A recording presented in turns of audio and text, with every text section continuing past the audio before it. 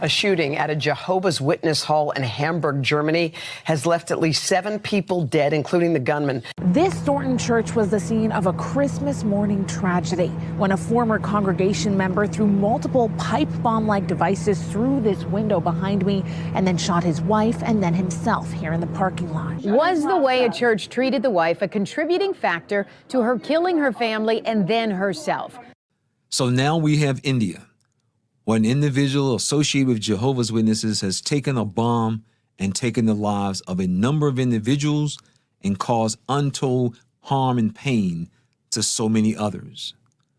In this episode, we will discuss the impact that this will have on Jehovah's Witnesses.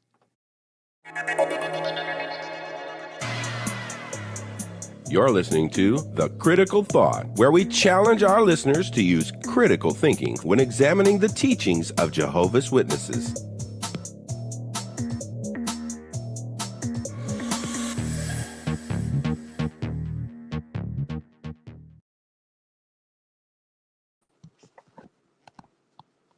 Show this evening, and we're going to be discussing a very serious topic. I'm JT. And this is Lady C. And we have with us some guests. We have Collins. Collins will be sharing with us his thoughts and views on this issue that's really just all over the world now. And we also have a new guest with us, him and his wife, Joe and Fran. They will be sharing their thoughts. They have many years of experience being involved with Jehovah's Witnesses, and they will be sharing their thoughts, their views, and expressions. We also invite our audience, those of you who are online, to share in the comments your thoughts, your views, what you think, how this will impact Jehovah's Witnesses, good, bad, negative, or indifferent.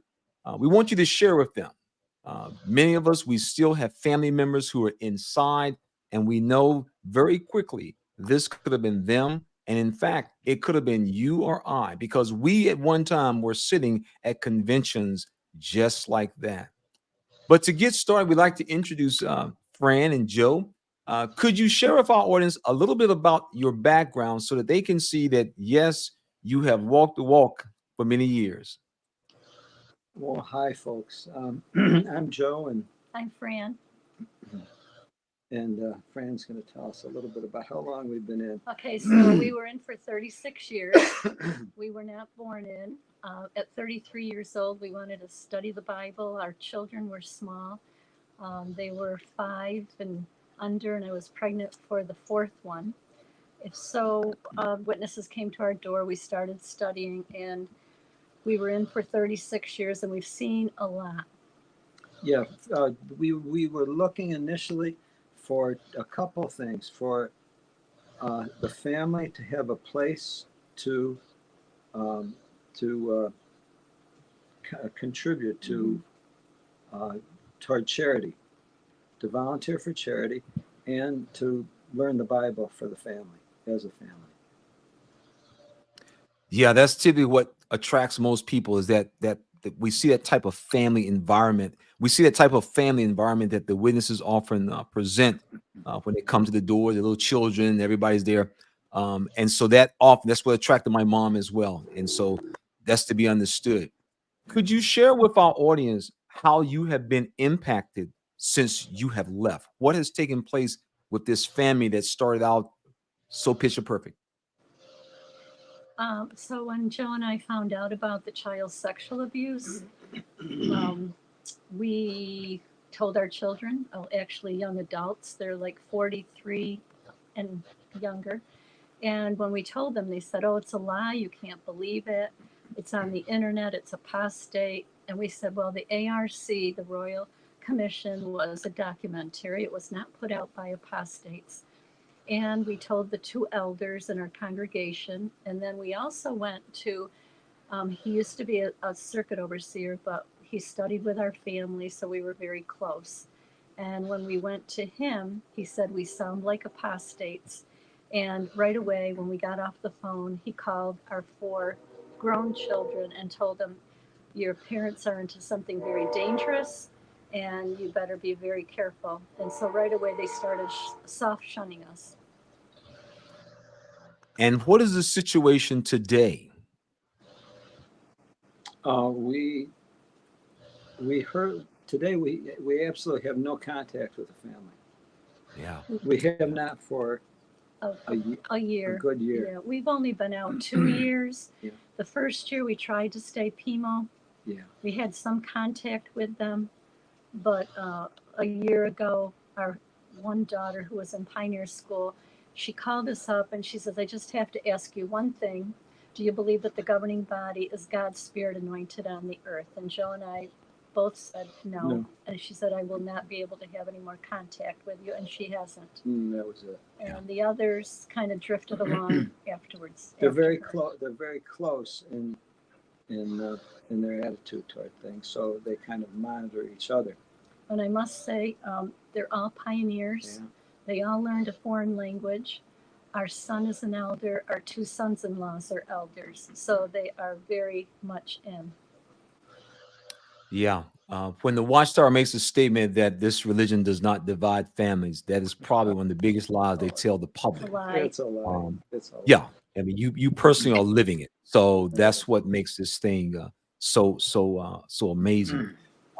This evening, we wanted to take a look and just have a frank and honest discussion about what we saw take place in India.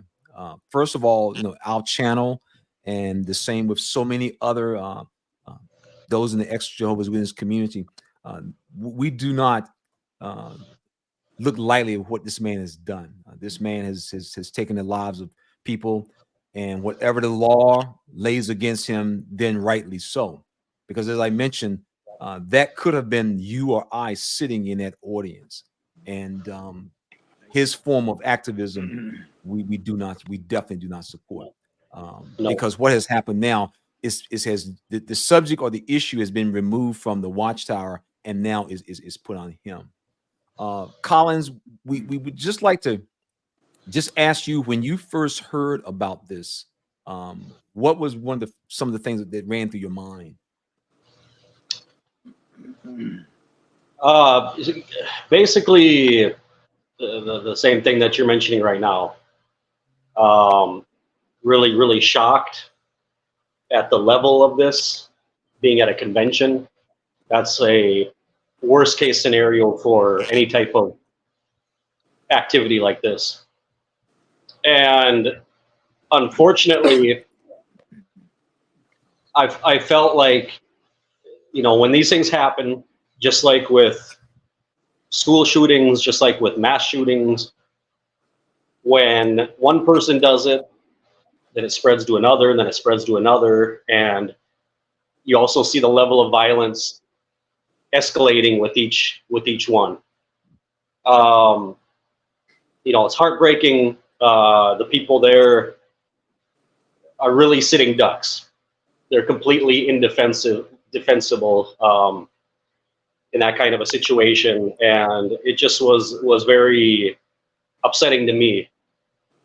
It's always upsetting to me when people recur to violence to try and get a point across, which is not the way. Yeah, it's never the way. It's never done that way. Fran, let me ask you, when you and Joe first heard it, what was the conversation that the two of you had? Well, it was kind of unbelievable at first. We didn't know, exactly what had happened. We didn't know all the facts, so we just kind of listened more. We didn't know who did it. We heard that a couple people were killed, and it is shocking when we hear things like that. Yeah, I mean, it's terrible. It's so unacceptable. But yet you think of the fact that it was the Watchtower religion was labeled as an extremist religion. So it comes as no surprise if someone takes some extreme action against such an extremist type of religion. It's so logical. Yeah, in fact, over the years since we have left this organization, we've had conversations with different people, and I'll be very frank with you, and I'm sure that some of the posters and some of those who are listening, this organization pushes people to the very limit. And this makes no excuse. To me, very clear, sir, because I want to make sure people understand this. Whatever this man should be punished with, let the nation, the government go at it. But one of the things that's very interesting, and me and Lady C was talking about this earlier today, whenever there is a crime committed, especially something like this, there are entire organizations that have divisions in the FBI and in other law enforcement. One of the questions they ask is, what was the motivation? So even though it does not excuse the person, everyone wants to know, what was his motive? What was going on in his life that this was the best thing he could come up with to do that day? And so people are interested in knowing what motivates people to do these things, what is going on in their life. And in the clips that we ran at the very beginning, one of the things that people begin to see is that it's always someone who is a former Jehovah's Witness. Something was going on in his church. What were these people so upset about? And so what that does, that starts the conversation. Because see, the things that cause people to break down with nervous breakdowns and things of this nature, these things are never discussed at the doors. You know, as we've said many times, you know, one of the things Jehovah's Witnesses have very, very carefully crafted. They have crafted a very squeaky clean, wonderful public persona. And then when you pull the curtains back, you see that, unfortunately, you know, what you thought was gold because it glittered, it simply was not gold. And you and I and others, we are told to keep quiet, don't discuss it. And we want to carry on this image, but there are issues within this organization, especially how they treat people, that with the wrong person and the combination of this type of treatment, it will push people right over the edge. I mean, literally right over the edge. Absolutely. Yeah, one of the things that I was really impressed with was, we were talking before about the interview that they did with a Watchtower spokesman in India, who they just identified as Joshua. It was kind of weird. They didn't give a last name. They just said, this is Joshua, and he's the spokesman for. And what you're saying, JT, is right on. What they won't say, because we can't deny, we're not justifying on any level what this person did. We don't justify violence. However, you have to analyze what is behind this. And so I was looking at today, I pulled up some information from the latest Shepherd the Flock of God manual, which is for the elders. Okay, that's the little secret book that nobody gets to see, right? And it's interesting that if any of you out there that are listening right now, you know, if you can go online, you can download this, just go into Google, type in Shepherd the Flock of God 2023. So this came from the latest version of that, which is always changing. It seems like they're pumping one out every few months now. But yeah, they are. It's interesting how specifically on, this comes from chapter 4 and page 55, where it talks about, basically, I'm just going to summarize here what it says. I'm not going to read it word for word, but it's where the elders are speaking with a person who is, as they say, emotionally distressed. They won't say depressed or anything like that. They say emotionally distressed. And one thing I want you to keep in mind, do you know what the name of this chapter is? It's called Dealing with the Weak. So if you have mental health issues, if you go to the elders with, you know, you're feeling depressed, or you're feeling anxious, or you're feeling suicidal, or any of those things, you are labeled as spiritually weak. Because if you weren't, you wouldn't be in that situation. So you just put that into context from the get-go. So they talk about here, interestingly, how they say right at the beginning that if a Christian decides to seek professional help, okay, whether it be from a psychiatrist, psychologist, or therapist, it says that's a personal decision. Okay, and then right away, right after that, they give like a dozen reasons where the brothers, and here's the thing, okay, if you've been an elder, like JT, like myself, you know exactly how you're going to interpret this. They're saying, oh, it's a personal decision, but you are going to talk them out of it one way or the other, because it goes on to say here about how, you know, the brother by no means, it says by no means will suggest any type of, you know, therapy, will not suggest a practitioner, you'll not send them to a certain clinic. And then it goes on to say what the brother can do it says here, is drawing attention to materials in the publications that provide cautions regarding therapies that may conflict with Bible principles. And then they go on to say that they're concerned about confidential facts about the congregation might be revealed to a therapist. So see, that's what they're worried about. They're worried about the truth of the truth actually getting outside of where they can't control it, right? See, they can't control what you do and what you say in a therapy session. That's a private thing. So we have to understand that if a person has mental health issues, the society is contributing to creating the Dominic Martins, which is the name of this guy that did this in India. His name is Dominic Martin. Okay, not to say that his mental issues necessarily come from Watchtower, but they are a part of that responsibility, because when there are people like that in the congregation, everybody knows about it. Everybody knows that brother, that person that's kind of struggling, that's having problems. Okay, so they're contributing to the problem because they will not encourage that person to go look for help. What they will encourage to do is just, keep coming to the meetings. Are you studying enough? Did you go in service enough? Can you put in more hours? And that doesn't help anybody. That frustrates people more, because then they think, well, these people aren't hearing me. And then you get this situation like with this guy where he said that they were interviewing him when they arrested him, that he didn't agree with the society poisoning the minds of young ones. And then what does he do? Well, he ends up killing a minor age girl. Okay, so it's not to say that mental health is the fault of Watchtower, but their procedures do contribute to the consequences that happen later on.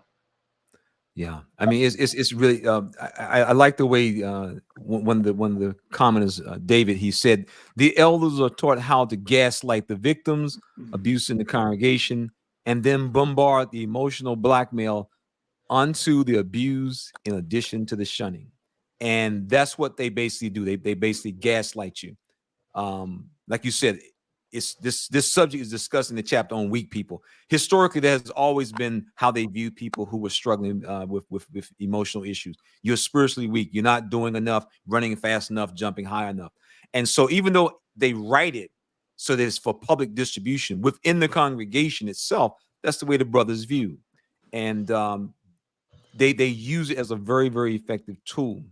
Joe, let me ask you this, Joe. As you see this happening, what effect do you think this will have on some witnesses? Not all, but some. Both pro and con. I can give you a personal example. Now, this didn't have to do with Kerala. This had to do with Colorado. The Colorado incident? Yes.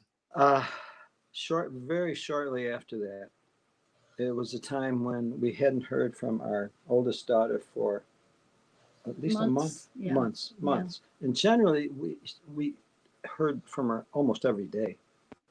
So now, so we had been going through a period of time where we had absolutely no idea what was going on with her.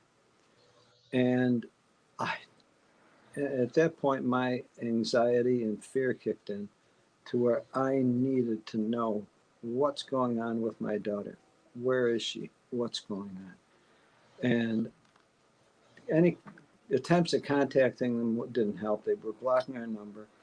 To go pound on their door wouldn't really result in much good. So at that point, I realized, you know what?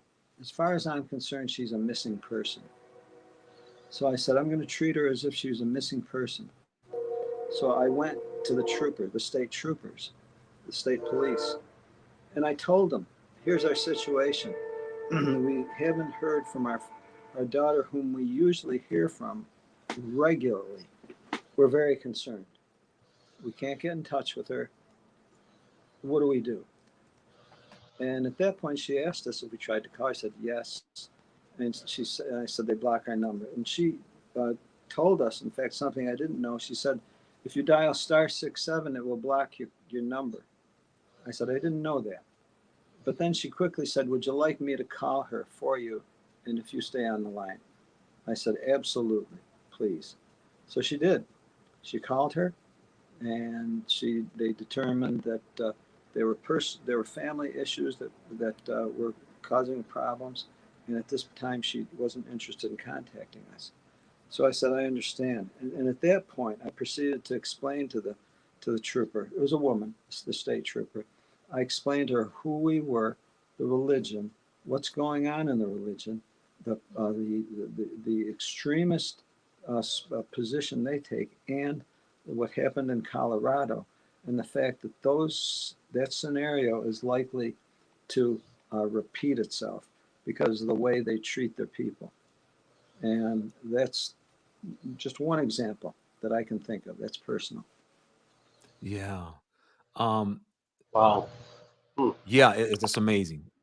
Now, when something like this, now being that all of us, we have many years being involved in this religion, how does this play out with circuit overseers and elders talks at this point? How does it play out? It's unfortunate, but it's gonna happen.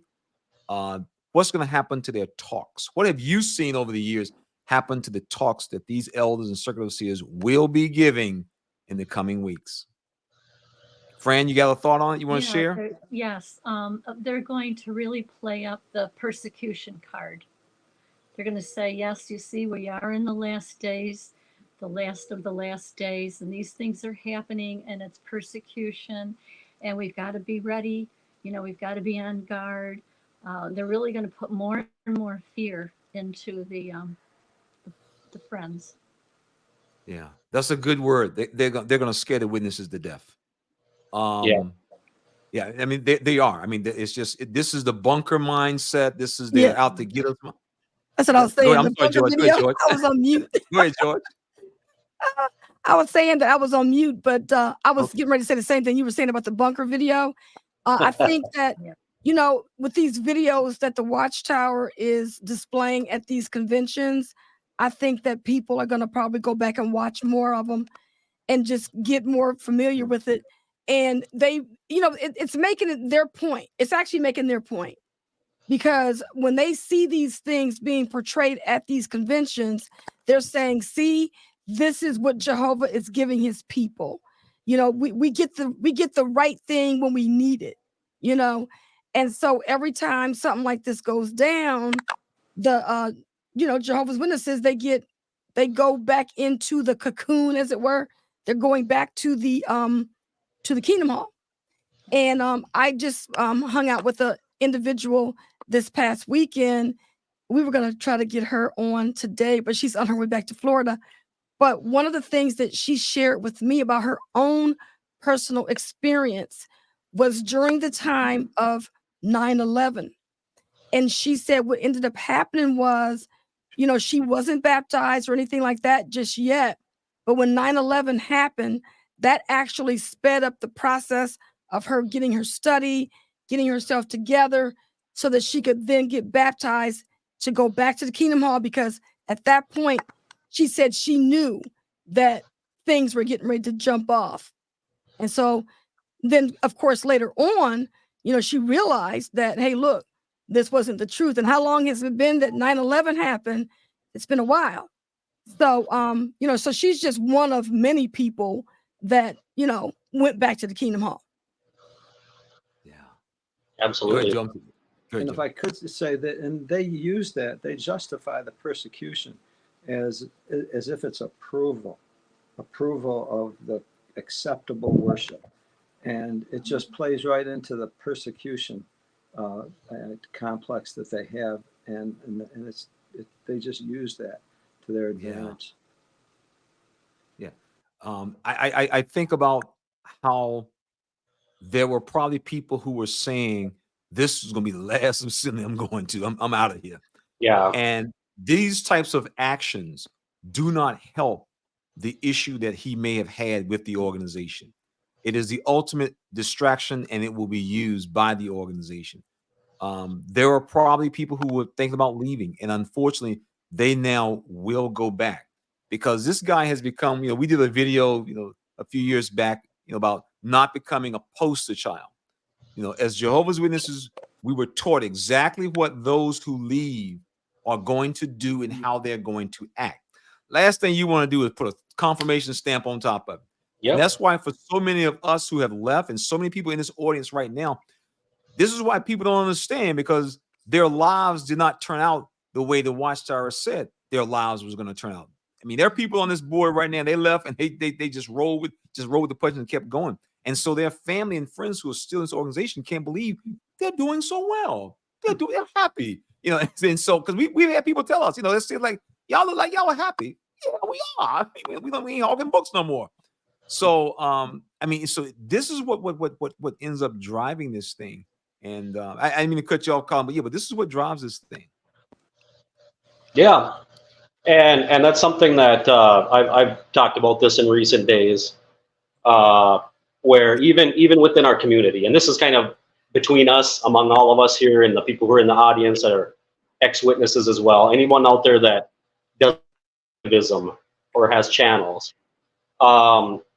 be careful with the rhetoric. Be careful with what you're saying, with how we're presenting the information, because sometimes you might not realize the influence that we can have on people who are watching us. We don't know what the circumstances are of everybody. We don't know what their mindset is. And there's a lot out there.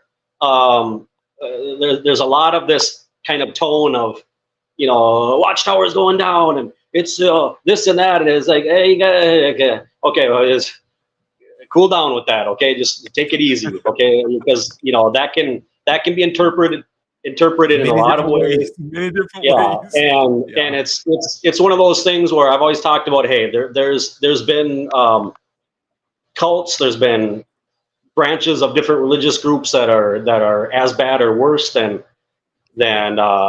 Jehovah's Witnesses, and they're still around. What'll happen is they'll change. They won't go away, they'll change. Yeah, they move. Yeah, and so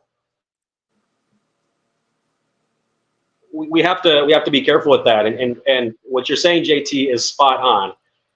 They already, the governing body focuses on us as mentally diseased, and we're bitter and we're hateful and we're this and we're that, and so these kind of situations just feeds right into that. The only way to get through to witnesses is with love. It's with reasoning.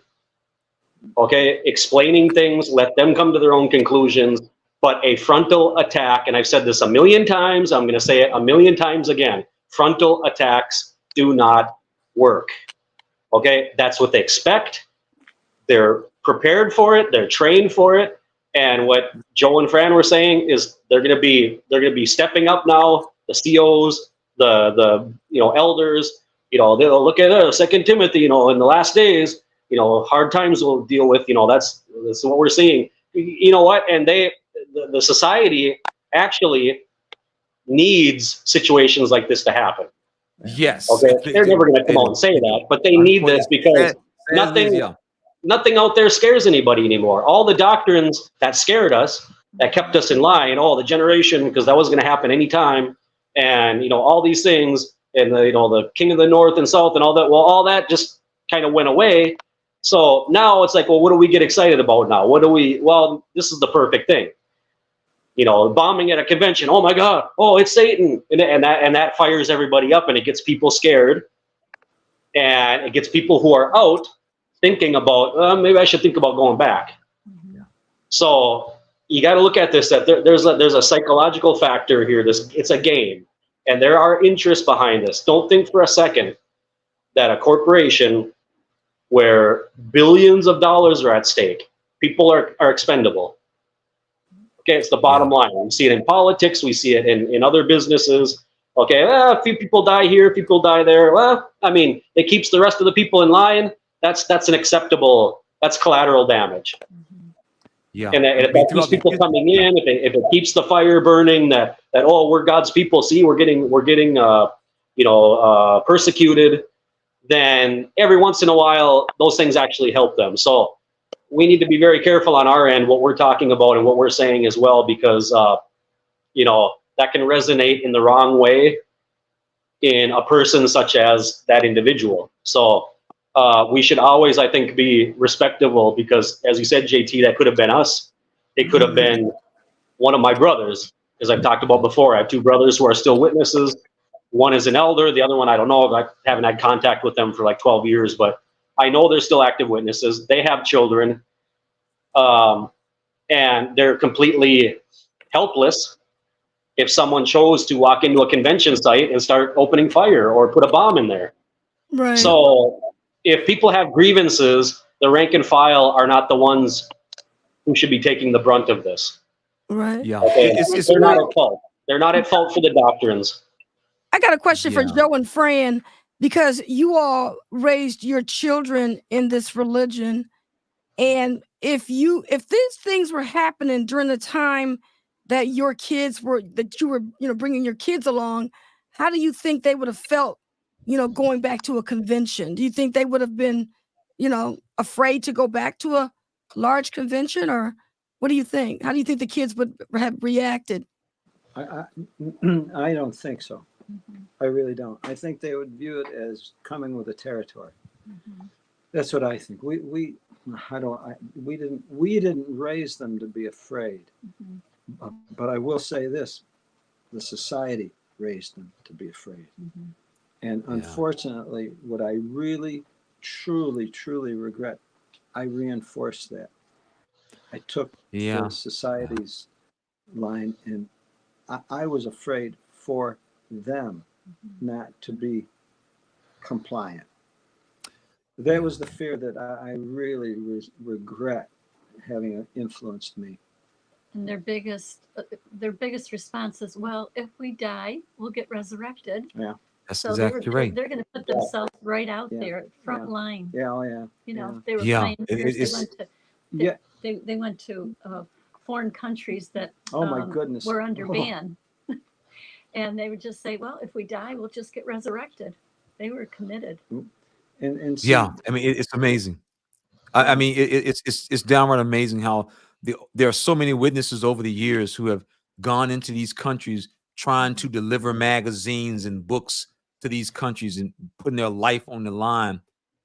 And now those same books that they put their life on the line for, they're in the trash. They're in the you put your life on the line for a publication that has now been, when you was going across the line, you thought you was carrying the precious gems of God. Now it's in the trash can. And see, this is why we tell people about our channel. You know, you have to step back and think critically about that. How in the world does that work? 4 years ago, I crossed this line. I could have got shot for it. Now those same books, you know, they're lining somebody's bird cage. And so this is what makes this religion so dangerous. And as we have seen, as we've heard, you know, the governing body, basically their position is, we ain't apologizing for nothing. And so all of a sudden, you got, not only did you lead people down a bad road with bad doctrines, now you're too arrogant to even apologize for doing that. So you can only get so much good out of something that is the mindset. If I could jump in, go ahead, feel free, absolutely. And that's why we're here tonight. Okay, and this is where there's such an absolutely wonderful opportunity to project the kind of environment and image of the ones that are out, because the ones that are out, as we see them linking together, we've taken that as our objective, is to link them together. We're seeing such absolutely wonderful bonding and relationships, and that is the kind of environment that we want to project for the ones that are coming out, because there are ones that are coming out. That's why the society is making so many mistakes in all their reactions. They don't know how to react. They're scared to death, and that's, you know, getting people to leave. Our goal is to continue being that, to help project and show that positive place for environment for people to want to come into. The society is going to destroy themselves. They're going to do that just fine. They're doing a fine job at that. We have to continue to do the kind of job that draws and invites and reassures the ones who want to come out, because they've got a big disadvantage. They're going to lose. I mean, they're going to get hurt on their way out. It's like a snare. You know, an animal gets caught in a snare, and if it's underwater, if they're trapped, they're going to drown.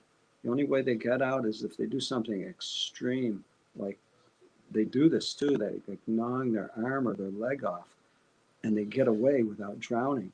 They're alive. There's loss, but they're alive. And we want to make sure they realize that there's something very, very positive and valuable on the way out. Because the society painted an ugly picture of being on the outside. Mm-hmm. They painted an ugly picture of becoming an apostate, a horrible picture. Well, it's a myth. It's not a horrible thing. And we just want to make sure we continue to help project that positive image. Yeah, I agree with what you're saying too, Joe. And I think, you know, what really kind of disturbed me quite a bit when I heard about that bombing in India is the fact that this man victimized victims. Because a lot of people that are Jehovah's Witnesses, they don't know that they're victims. They're there, they're going to meetings, they think this is the truth, they think this is what Jehovah wants them to do. And so they're victims, just like we were victims. And then you don't even know the number of PMOs that could have been at that convention. People that were contemplating whether they were gonna, maybe this could have been somebody's last convention, and then they were out of there. We just don't know. And then this man took it upon himself to deliver these bombs and detonate them at a convention for people that were already victims. Am I the only one that sees this? But I see this as so much, call it poetic justice, because that man basically showed them their own medicine, because it was the governing body that continued to mention that people would be destroyed. They would, Anthony Morris was very thoughtful to make sure we understood what would happen to people. And here, this man turned around and did the very thing to those people. So, totally, and it was horrible. But that, good. What's ironic is that the people who died, from what I understand, they were all female, and so here you have a person who is striking out against the empire. He's striking out against the empire, and the people he struck were of the lowest of the low in the organization. Women are considered basically nothing in the organization. You can't speak, you can't stay in your place, sister. You're Jezebel in the spirit. And yet these were the very people whose lives he took, who he impacted. And so, as I said before, whatever the law dishes out to him is what he deserves. But it does cause us, and this is why we have these discussions, it does cause you to pause that what is a religion doing to people that it pushes them this far over the limit? And earlier and me and Collins was talking about this, the Jehovah's Witness spokesman, he talked about how Jehovah's Witnesses are free to decide individually for themselves what they want to do. And so I'm sitting there listening to and what was so ironic about it was the context that he was telling this worldly reporter was the context of they can make their own choices free of any repercussions. This is an individual choice. Well, committing adultery is an individual choice. You decide yourself you're going to commit adultery, but it's not without repercussions. And so this is the part they always leave out. They don't let people know. Now, after he gets through making his decision, he's going to see us in the back room. That's the part they don't tell nobody. So when this reporter walks away, they're thinking, well, that sounds reasonable. Individuals make his own choice. But that's not what they mean. That's not the way it works in reality. There are serious repercussions for you making your own decisions. It's not like what these people think, and they know that. I remember reading how that basically, I can't find it. I have looked for it. I cannot find it. I read it one time, and normally I normally take a screenshot, but it was something I read in a publication once where basically the Watchtower made the point that if people do not understand what our words mean and how we use them, too bad. It's just too bad.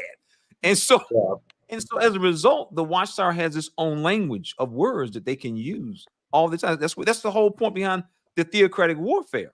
You use words, and what is a lie? Well, I'm not lying if I'm talking to an enemy of Jehovah. If I'm talking to an enemy of Jehovah, then I'm not lying. Well, according to Jehovah's Witnesses, everybody who's not a Jehovah's Witness is an enemy of Jehovah. So what's your point? So because the way in which they use words, they're able to do things and do it with a smile. I mean, literally do it with a smile. And Well, do you guys? Oh, go ahead. Okay. Do you guys think that because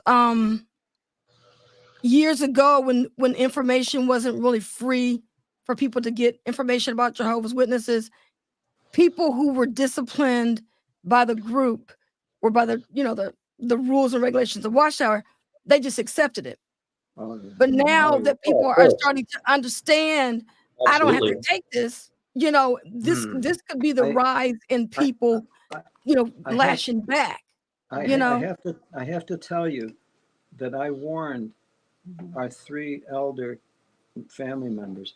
I said, you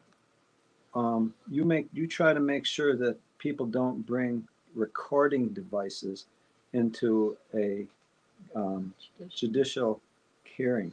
I said, you have to be careful they don't bring in weapons into judicial committee. Yep, I know. Yeah, you got more things to worry about than just recording devices. Yeah, you got that right. Because people are at the point now where basically the sheep are growing teeth, and they're not taking it anymore. Well, I think I'll be honest with you, Collin. I'll be honest with you. I've had this conversation before. Yeah. And I'm really surprised that over the years, man, more people just haven't just gone off on the deep end. Yeah. I mean, just going off on the deep end. And fortunately, they haven't. But they think, but that's because they believe that they're the wrongdoer, right? Yeah. So now, when you realize you're not the wrongdoer, and now you're on the other side, and now it's like, oh my God, I am not going to take this anymore. But if you think that you're the wrongdoer, then you do accept the punishment. But people are not doing that anymore. That's what I'm trying to do. You push, you mess around, push the wrong person, boy, and you can have some problem. I mean, that's it, and that's just in life. You've seen people say, you've seen people, my wife, we be driving, we be laughing, and sometimes you'll blow the horn for somebody to move out of the way. My wife be like, "Be careful now, because the guy might turn around and shoot you." We're just trying people. I mean, you just know people do today, boy. He said, well, my doctor said that somebody got the car and was getting ready to go off on him because he thought that he honked at him. And so he told me, he said, don't honk at anybody. Yeah, be careful. He said, be patient, sit in your car and wait. He said, because he had to let the guy know it wasn't me honking at you, it was the guy behind me. So, do him on the bus. Well, Joe brought up a good point about the poetic justice.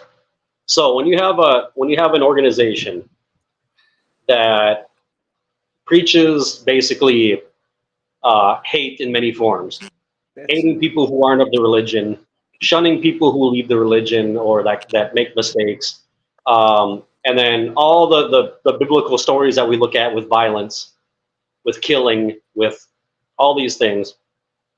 And now, are we surprised that there are some people who want to basically speed up some of that Armageddon stuff? Because, the society's been, promising us some dead people for a long time now, and it's not happening. And some people get a little antsy, So if you're preaching that kind of stuff, don't be surprised if your own members come out later on and do violent acts.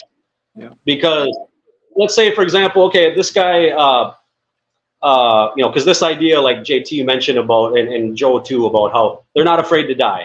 That attitude in itself, that's an extremist. You see that with the Islamic, these extremist groups and things like that, where it doesn't matter if I die. I don't care. I'm going to heaven, or I'm doing this, or I get my 70 virgins, or whatever the thing is, right?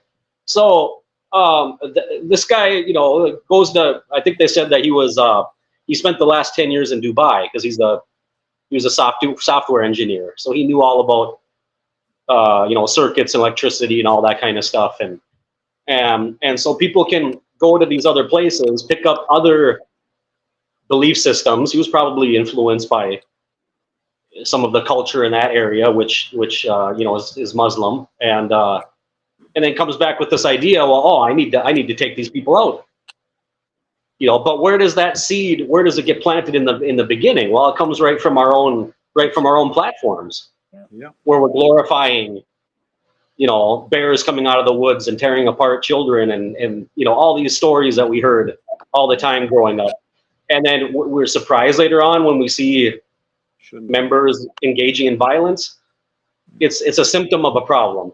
So the Australian Royal Commission was really important. That's really important because the whole issue before, like I mentioned before, with Raymond and Franz, didn't impact me as much because I never knew who any of the governing body members were. So it wasn't like we saw him all the time, like on broadcasting, or I had no idea who that guy was until later on, because you didn't know who the governing body members were. But to actually see a sitting member of the governing body at a court lying, where he said, "We don't disfellowship people," and I'm like, whoa! I had to rewind it. I'm like, what? He said, what? Oh no, they shun us. It's not us. And I'm going, oh my God, that's just a straight up lie. Hey, we're not God's spokesman. We're not God's spokesman. That'll be arrogant to make such a claim.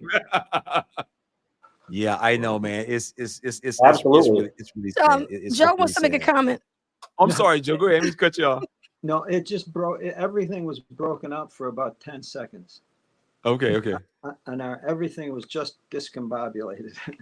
Uh-oh. Okay. I'm sorry. Your system froze up a little bit. Oh, go ahead. Go ahead. Well, the communication just went totally garbled. Okay. That's on. Probably there. Go ahead. Since you got to say, Joe, feel free. If I can just say something, I mean, the more I think and listen to what's going on here, the society continually threatened, projected violence, hatred, destruction. I mean, it's as if they were grooming their members for this. They weren't grooming love and acceptance. They were grooming violence, hatred, destruction. What do they expect? I mean, and this is where early on, my awakening, so to speak, started early on when I just, the elders were always being projected as loving shepherds, and frankly, I didn't see that at all. Nope. I saw there were policemen and enforcers, and I said, man, that's no way to treat people. You can't get good out of that. And frankly, I think basically it's coming to roost. It's interesting that now they're prepping their members for them coming out with the hard-hitting messages, calling down people's destruction. And this is gonna be so sad. I mean, we were talking about this today. It's just gonna be so sad. They're gonna have Jehovah's Witnesses. They're gonna have witnesses walking around. The same thing happened in 1913, 1924, 1974. They had witnesses going around telling folks, "This is it. This is it. This is it." And then 6 months later, 2 years later, 5 years later, they still waiting for the end of it. Because it's gonna be so. I think that when they come out with this hard-hitting message of destruction, when they finally make, because I grew up as a kid, I remember elders telling us we were just gonna walk up to the door and say, "Today is the last day we be coming. Your demise is near," and just leave. I remember. Oh God, I remember that. I was like 9 years old, man. That was decades ago, and yet here we are again. Here we are. That's one of the. Oh, Fran's trying to say something. Yeah, JT, I agree with you, but I think that they're so confused because one of the last talks they gave is how kind they have to be, and how, basically this is like a new revelation. Like we have to be kind to people. I It's think like, they're backtracking. I really so do. on one hand, really yeah, they think got they're that backtracking. judgment message, Yeah. but on the other hand, they've got this got to be kind, and it's like I would be confused. They are so What are we confused. supposed to do? They are so confused. It's not funny. It really is. I mean, the teach. I mean, I had someone tell me, "No, JT, this is going to the situation over in Israel. This is going to lead right into Armageddon. It's going to lead right into Armageddon." I said, "Well, let me ask you a quick question, Chief. Hold up. What happened to true peace and security?" Oh yeah, that's right. I forgot about that part. Oh, whoops. Yeah. Forgot about that. I forgot about that part. Yeah. But you know what? It's just a doomsday call. And, you know, like whenever I think about it, how they used to scare us and stuff. And when I was a little kid, I was always afraid of everything because of the way they taught us. And, you know, it's just crazy because with all of these tragedies that are taking place, and we're living in the, you know, right in the age of information, you know, when people begin to Jehovah's Witnesses come to their door or write letters or something, and then they're like, oh, go to jw.org. Well, what Jehovah's Witnesses don't realize is that people, they don't have to just use that as their source of information like the Jehovah's Witness does. They can go anywhere and get knowledge about this group. So if I'm at home and a Jehovah's Witness comes to my house and I don't know anything about Jehovah's Witnesses, and they're knocking on my door and they're saying, go to jw.org, that ain't the only place I'm going to check. Yeah. So people are going to be like, isn't that the same group of the people that had the bomb in India? And then they're going to start Googling it. Then what happens to most people? No, we've been getting a lot of people that like email us, and they'll say stuff like, you know, I was on the internet and I was doing some research and I was looking up some information about Jehovah's Witnesses or some other religion and everything, and they happen to come across our channel. And so there are so many ex-Jehovah's Witness channels that's cropping up all over the place. So people are going to get that information, and they're not even going to get to jw.org because by the time they get past they got to get past all the XJW channels, it's going to be hard for them to get to jw.org, you know? Yeah. And JT, it's funny that you mentioned them mentioning Israel now. Okay, and getting excited about that. Since when was Israel important in the J? So the funny thing is, I bet the governing body is face palming right now. They should have been a little nicer to Israel all these years, because right now they'd have a perfect excuse to say, look, see what's going on over in Israel? But they can't. They can't, because Israel has never had any part of the organization. Oh no, they killed Jesus. That's, you know, you can see Jesus said, all your kingdom's ripped away from you. So now they're kind of like, oh man, we should have been a little easier on the rhetoric with Israel, because right now is the perfect opportunity where they could be going, oh, look what happening to God's people, but they can't do that. So, but that just makes me laugh. Or, oh, you know, Israel, oh, it must be the end. Well, what does that have to do with anything? That's all spiritual, isn't it? They paint themselves into a corner with these doctrines. And Joe and Fran, I wish hopefully sometime you'll get the chance maybe to, if you ever do, to ask your kids a question, even if they don't answer you. But since, you know, they asked you if you thought that the governing body was God's, you know, channel, and you should ask them why from 1985 until 2019, the baptismal questions that you say when you stand up at the convention mention that this identifies you as one of Jehovah's Witnesses. Yeah. You know, with his Jehovah's Spirit directed organization. In 2019, they took that phrase out of the questions. What happened in 2019? Well, that was exactly the same time when the governing body first started saying, which they say all the time now, we're not infallible, we're not spirit, we're not inspired. So you could tell them now, hey, remember what you asked me a few years ago about? Well, they're saying it themselves. Right. So what gives? What, you know? Well, honestly, that's so logical and reasonable. But see, fear trumps reason and logic, and that's the thing that's governing fear. It's fear, and also loss. because they stand to lose. So I see that we were not born in. We had a culture, we had a social group, we had a life, we had everything before we came in. Our family didn't, our children didn't. We made the mistake of raising them in that organization. All of their friends are witnesses. All their relatives, their in-laws are witnesses. So they know, even if some of them are PMO right now, maybe, who knows, there's percentage of them may very well be PMO, but they know they're going to lose everything. Look, if one of them chooses to come out, the other three are going to shun them. The other three will shun them unless they make some arrangement with each other. I don't know.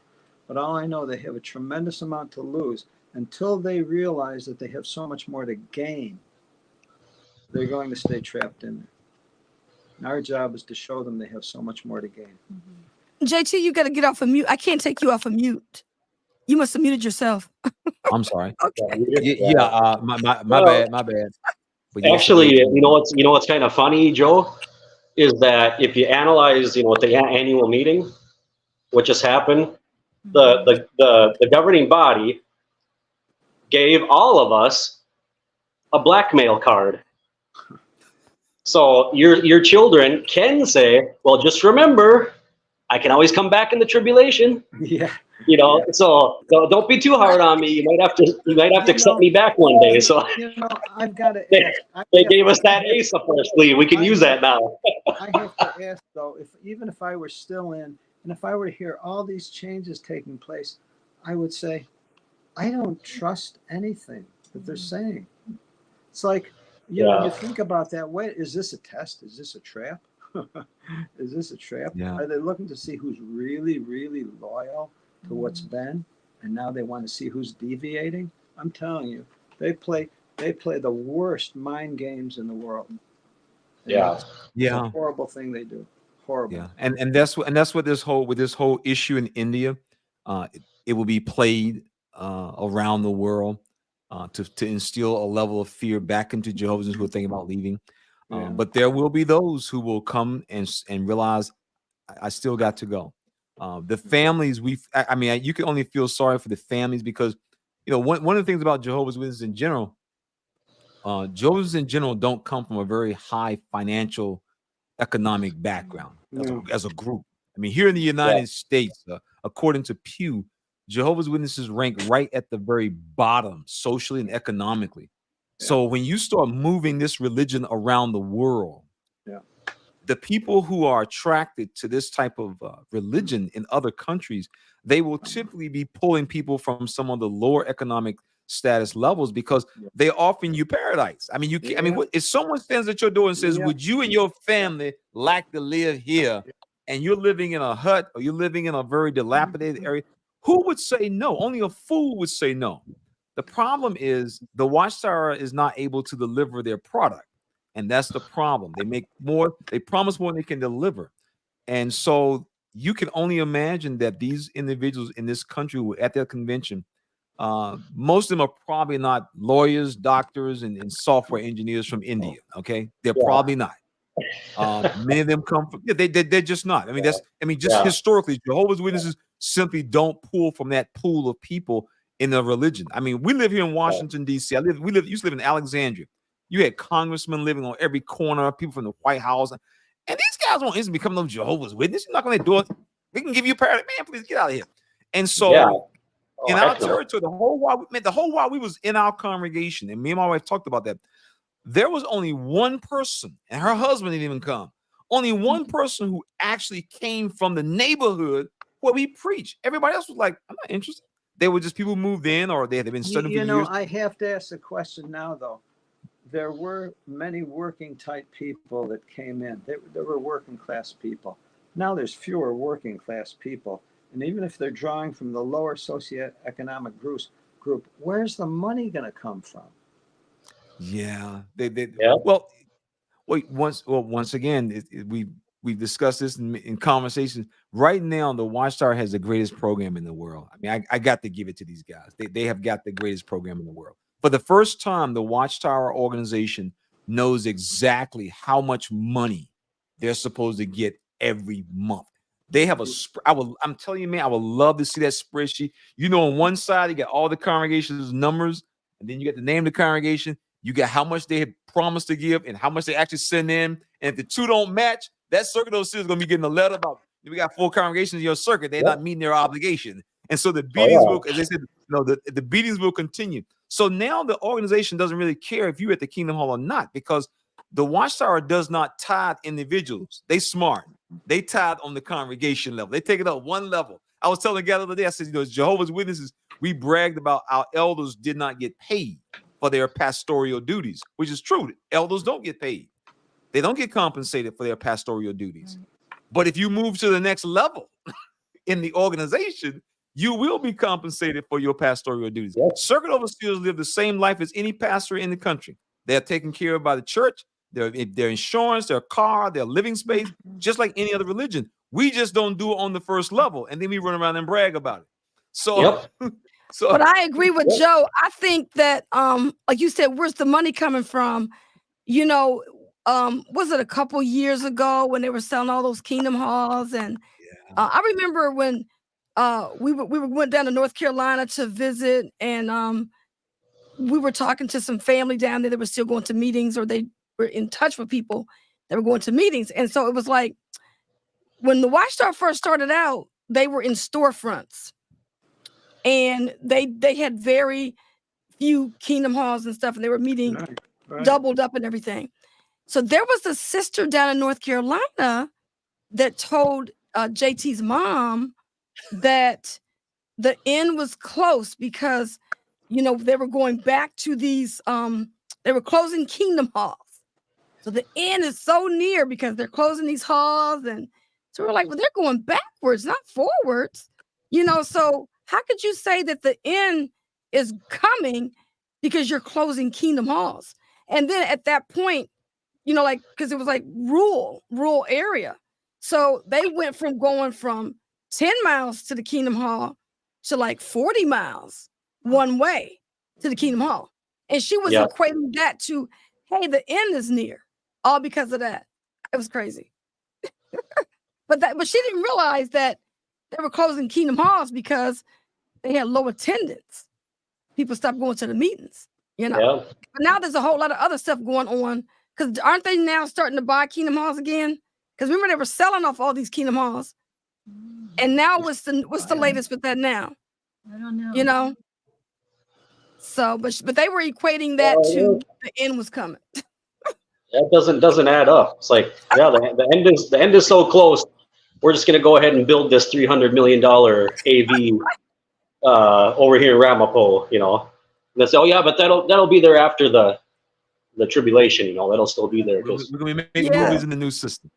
Yeah, I mean, you know, when they can't afford the money, well, like you said, Joe, when they can't afford the money, they're gonna be closing Kingdom Halls again.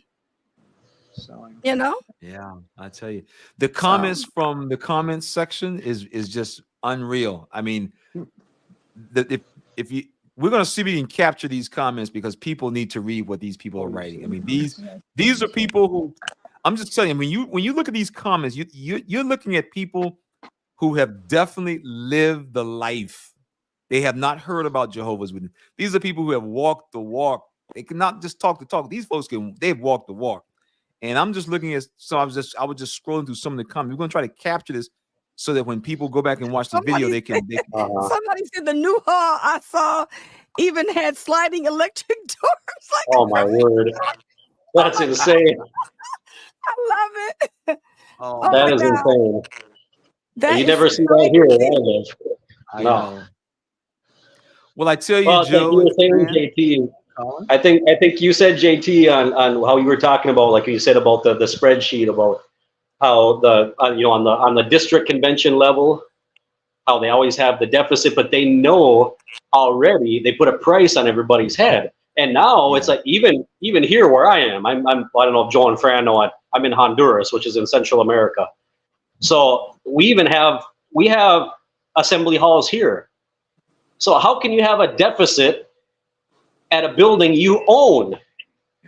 Well, it makes no sense whatsoever. you know, and it's always the same thing. Well, that's just ingenious. I mean, really, you got to take your hats, because nobody ever thinks about it. If you actually sit down and think about it, you go, wait a minute, this doesn't add up.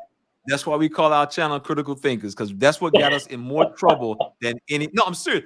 That's got us in more trouble than any. We just never thought critically about it. But then again, the culture is you can't think critically about it, because if you raise this in a car group, or you raise it at the book study after the book study was over, when we used to have them in people's homes, somebody's going to pull you to the side. You're going to get pulled to the side.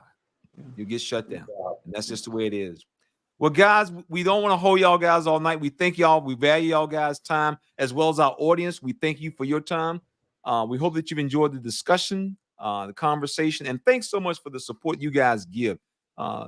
We have had so many people contact us, and that keeps us so busy just trying to get back in touch, because we try to get back in touch with as many people as we can. For those of you who we haven't been able to get back with you, please accept our apology, because when we have a channel like this, and the other content creators will tell you, there are a lot of people who they cannot subscribe. I had a guy tell me, he said, JT, I almost got in trouble. My thing started beeping when you was going to do a video, and he was sitting the Kingdom Hall. So, and so JT's coming. JT and Lady C gonna be on. Yeah. So there's a lot of people, and we understand. A lot of people, they cannot subscribe. And I think that's really a testimony to what type of religion that you're part of. When you, as a grown man, grown woman, you have to conduct yourself and hide and sneak around. That's your red flag. That is your red flag. And even when people come up here and they dog us, y'all just lying. And I just said, well, hold just a second. Look where you are. You can't tell nobody. I know you're here. I know you're here, and you can't tell your elders. I know you here. So this is why these channels are so important to people, because they get, like my wife mentioned before, now we have the internet. Internet has been a game changer. People got somewhere they can go and get a second thought, a second look on the things that you and I both know, all of us, we could not discuss among our family and friends. We could not discuss it. And Joe wants to say something. Go ahead, Joe. Can I just make a plug? Go right ahead. We continually link people who want to get in touch with someone in their area, and it's having such wonderful results. We are open to people contacting us. We either can give you our number, phone number, email, or email. Either way, we're okay. So if I don't want to put you. We can put it into the notes. We can put it into the notes. Please, because there's this is what makes this thing change. And I tell people all the time. People say, "Well, what can I do? Well, everybody can do a little something. We're not gonna be able to do the same, and we don't have to do the same. That's Watchtower days. You pioneer because you got 6 kids, and the sister with 1 kid, she's not pioneering. We dog the sister. No, those days are gone. We do what we can, because all of us are simply just volunteers. We take our time and effort to put together these little videos that make people stop and think. All because someone did that for us. We try to pay, as I say, pay it forward. But Collins, any last thoughts, Collins? No, I don't think so. I think we covered a lot of stuff tonight, and it's I guess now it's one of those things where you're just day by day kind of sitting around wondering what's the next thing going to be. Yeah. Because like I said before, this kind of stuff it tends to be kind of viral. When one person does this, the next person, this person did that, I can do it now. And it kind of becomes like a snowball. And I kind of sit around every day and I wonder every time a notification comes in, if I'm going to see the next tragedy, the next shooting, bombing, whatever it might be. So it's kind of scary, but it's unfortunate, but it's so true. Right. Fran, any last thoughts, Fran? One more thing is what Joe and I personally are doing. We're making our neighbors aware of Jehovah's Witnesses. We've been on our local radio program twice, and telling them about Jehovah's Witnesses. We have local meetups, and then there was even an elder that went on, an elder from the one of the halls that we were close to. We know him. He went on the same radio program and he would not answer any of the questions. He just, he had to keep to his script. And because we told him about the shunning, we told him about the disfellowshipping, all the bad things about Joe. And he was just glorifying the carts and how good it was to be back at the hall. And the radio announcer knows what's going on. So we're going to be keep, you know, pushing that. Yeah, we'll be going back to him. Experience, excellent experience.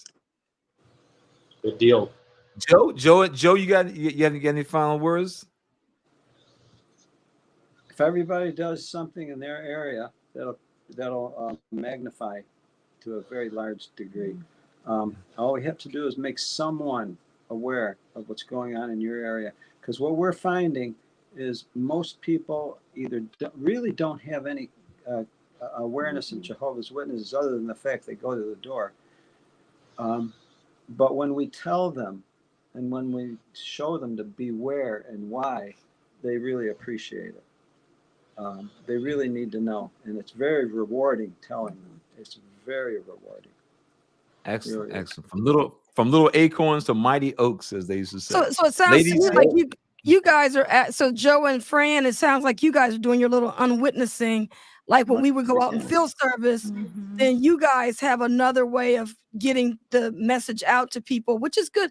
I think it's easier to unwitness than it is to witness, because you know when you would go to the door trying to tell people to go to the Kingdom Hall, right? Oh, there you go, XJW.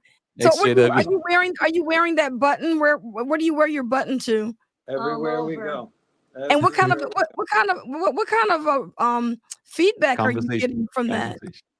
Really good feedback.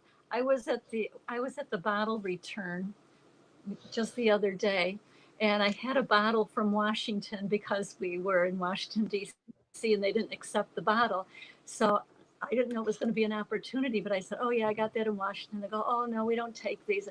And then I "What were you doing in Washington?" I said, "Well, I used to be a Jehovah's Witness. We went to a protest, and right in front of the White House, and so I didn't have one of our cards that we hand out. So I had to go back out to the car and get the card. And when I came back in, this fella's telling another fellow, "Oh yeah, she was just down in Washington, D.C. She was at a protest for Jehovah's Witnesses." And I go, "Oh my goodness." So he was very nice and he was glad to hear it. And that's on our street sign out in front. We have meetups here. And and what we're doing, we're trying to locate all the other JWs and XJWs in the area. See, we're JT, we're 71 years old. We spent 36 years of our life in that organization. We don't know how much time we have left. So we are using every second of our life to warn people and to welcome the ones that are coming out. The biggest thing is to welcome the ones coming out. Yeah, that's the biggest thing. Yeah. Now be sure to count your time now, Fran. Be sure to count your time now. Yes, I will. Well, do you guys want to give us a little bit of a highlight real quick? I know JT is, but I mean, do you want to give a little bit of a highlight of what your experience was during the protest? Oh, it was wonderful. It was so, I can't explain it. It was just so, seeing the friends there, we saw Wally, we saw so many there, and everybody just bonded. Yeah. I mean, it was a reaffirmation. Actually, it was a denial of what the society says that happens to people's lives when they leave. It's the exact opposite. There was so much bonding and love that we shared and a good time together. So, I mean, this wasn't an angry protest. No. This was a display of love and an invitation of others to come out. And of course, the celebration of freedom. Yeah. And the need to make changes through laws. Yeah, they really do. So as to, because otherwise the human rights are being violated by some of the religious freedoms that have taken place. That's so true. Yeah. Excellent. Well, we're so glad that you guys could join us on our live stream. I mean, we've been trying to hook up with you guys for a while now. So we said, well, this may be a good opportunity to kind of like connect and kind of talk. Yeah, we and have you on the channel. And I really appreciate everybody, because whenever we do live streams, that means I get the evening off or the week off, because I am our editor. And I am, like last week, I ended up with carpal tunnel syndrome. Oh my God. goodness. So it's like, this made it so nice, because I'm just sitting here and I'm not editing anything. So this is going straight to YouTube right now. Yep. So no editing for me. Great So this is upload. wonderful. You've been so much inspiration for us. When we saw the work that you were doing, we said, we've got to get going. We've got to get going. And to do what we can do. And there's a lot we can do. And you guys are doing a really good job, because you guys are also on 6 screens, right? Yeah. You have a weekly show that you do there? The outside story. Okay, the outside story. Okay. Yeah. I mean, everyone is doing such a wonderful job, and Collin has his channel, and there's just so many. Like I said, I said earlier that there's just so many different Jehovah's Witness channels. Oh, you got our got a mug. Oh, well, thank you. That's for your funny. support. Yeah. Yeah, we watched you right in the beginning. We said, "Oh, this is great. We had to get your cup." I love it. Collins, I love it. you want to mention your channel as well. You have a channel that is out there putting forth information. You want to share with the audience what your channel is, and we can have it also listed. Is that you talking to me or who? Yeah, Collin. Oh, okay. Sorry. No problem. And with Joe and Fran, I hope we can keep in touch now a little bit more as well. You probably just have to, when I tell you what the channel is, you can go check it out. And then in the information part is my email. Mm-hmm. So feel free to, then we can talk about phone numbers and all that later on. But my channel is called the CO Visit. CO Visit. And so I hope you understand you catch the sarcasm. I love it. Oh man, the double entendre is just disclaimer. I was never a circuit overseer, but that was just, I used to years ago. I used to do a channel in Spanish, and then I stopped. And then when I came back, I wanted to kind of break into the just English world. So I'm a Minnesota native. That's where I was born and raised. And I thought, hey, I should give this a go because I saw so many channels now, and but I couldn't come up with a name. And so I was sitting there one day, just kind of thinking about, thinking back of my experiences. What really stood out to me as like really hypocritical and just false, just fake. And it was when the CO Visit came around. And I was remembering how, the brothers would just be running around the Kingdom Hall. You'd see all this action all of a sudden. You'd be like, what's going on? Oh, that's right. The CO's coming. They'd be shaking people's hands and giving you hugs and all this stuff. And I was like, oh, that's it. The CO Visit. So that just kind of stuck. And that was it. So yeah, but yeah, send me whenever you can, send me an email so that we can have a contact and be a little bit more in contact and talk as well. Good, we'll do it. Yeah, we knew some people in Honduras, so maybe you know them too. Oh, really? Oh, wow. Small world. Yes. You know what part of Honduras, or? No, offhand I don't, but I can give you the names sometime. Yep, we'll do it. Okay, are they still witnesses, or? As far as we know, they're still witnesses. Okay, I might know them. Yeah, it's possible. Yeah, I've been here for about 21 years now, so it's possible that. Yeah. Oh wow, you've been over there that long? Yeah. Well, wow. So I've how long? Rubbed shoulders with quite a few, missionaries and other, So wow, what a small world, indeed. Yes. Yeah, there's a lot of small worlds in Watchtower because we are coming across a lot of people that know each other, and like Fran and Joe was talking about is instant bond. And see, Watchtower created this the way we all bond. Because I remember, like being raised in the my dad traveling with the military, and everywhere we went, we would get in contact with Jehovah's Witnesses. And so my dad was like, again, 100 people, and we just been here for 2 days, And when we went to Puerto Rico, you know, my mom, you know, wrote the society and everything. And so we got there and all the congregation was there, the missionary couple, all of that, right? So everywhere we went, it was an instant connection. So now that we're leaving, guess what? We got instant connections again. Yeah. But you know, so all the ex-witness channels are like bringing each other together because when people first started leaving, there was no real way to connect people. No, that's why Now with this internet being so you know, prevalent, it's really good. Wow. When we connect people and they talk to each other, they'll talk for 2, 3, 4 hours, and you know, it just clicks. It's just wonderful. For sure. Didn't I talk you guys all the way to Where were you guys? I talked on the phone with you and Joe all the way somewhere, and you guys go, oh, you said, hold a second, we got to get back on the freeway. I think I must have talked to you guys for like an hour. And when you guys got to our destination, halfway across Arizona. Right. Yeah. You and Barbara Peterson, you were our traveling companions. Yep. Enjoyed it. That's all right. Yeah. But you know, anyway, my attitude is the Watchtower Society is already lost, and we've won. And now we're just going forward. Don't be surprised if the next thing we have is an XJW convention. Yeah.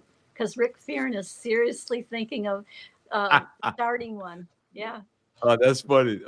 Yeah. I mean, it's convention. Eventually there'll be as many people out as there is in. Yeah. So absolutely. Yeah. And we'll be calling them. We got to give a name for the people that we leave behind, right? They call us the apostates. So what we're gonna call them? You know. Anyway. So it is what we've been on here for over an hour. We've still got 4. Yeah, I told you we was trying to keep everybody down to 60 minutes. For hanging out with us tonight. We appreciate you guys. Yeah. And we thank the audience as well. Thank you guys. Especially all those wonderful comments. And Collin, as always, we enjoy having you here. And Fran and Joe, thank y'all guys for sharing y'all thoughts as well. We love you. Yeah, love you guys as well. All right, and we're gonna wish a good night to everyone. We just asked Collins and Fran Joe if they could just stay on just for a couple of minutes so we can wrap up some video, and we'll be out. All right. We'd like to thank everybody tonight. We'll be in touch.